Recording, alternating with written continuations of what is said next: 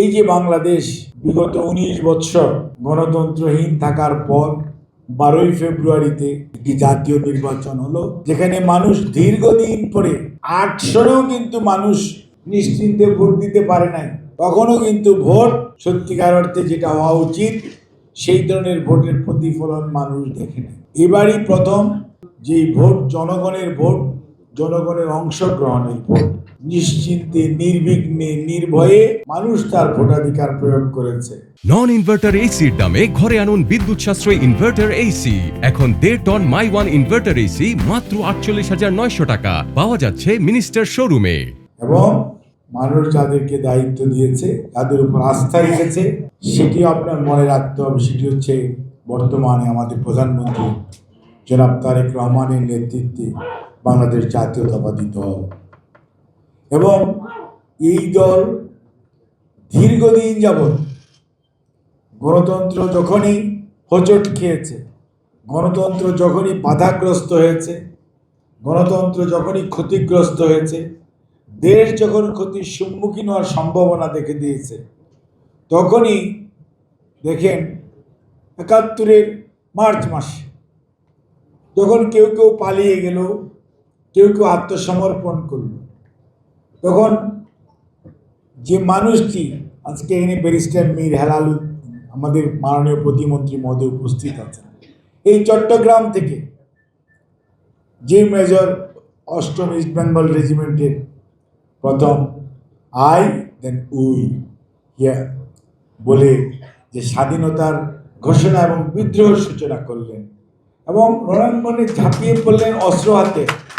অর্থাৎ দেশ যখন একটা অন্ধকার অমানিসার দিকে যাচ্ছে, হতাশায় নিমজ্জিত হচ্ছে, তখন হাল ধরলেন জিয়াউর রহমান।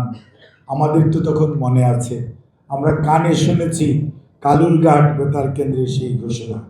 আমরা তো এটা অবিশ্বাস করতে পারি না, কিন্তু গ্রাউন্ড রিয়েলিটি আজকে সেটাকেও মুছে ফেলার চেষ্টা করা হয়েছে। আবার দেখেন 75-এর 7ই নভেম্বর যখন আবারও বিশৃঙ্খলার করার চেষ্টা করা হয়েছে, দেশের স্বাধীনতা বিপন্ন হওয়ার উপক্রম হয়েছে, সিপাহী জনতা আস্থা রেখেছে ওই মানুষটির উপর, যে মানুষটি নির্ভয়ে এবং নির্বিঘ্নে স্বাধীনতার ঘোষণা দিয়েছিল, যে মানুষটির কোনো পিছু টান ছিল না, নিজের 2 নাবালক ছেলে বা সহধর্মিনীর কথা মনে রেখে যিনি পিছপা হন নাই দেশের দায়িত্ব পালন করতে, মানুষ কিন্তু আস্থা রেখেছে। তখন কিন্তু বিএনপি নামক কোনো দল ছিল না, কিন্তু জনগণের আস্থা ছিল, সিপাহী জনতার আস্থা ছিল। সেই মেজর জেনারেল জিয়াউর রহমানের প্রতি তাকে অন্তরীণ অর্থাৎ বন্দি অবস্থা থেকে বের করে এনে দায়িত্ব দিয়েছিলেন দেশ পরিচালনার জন্য।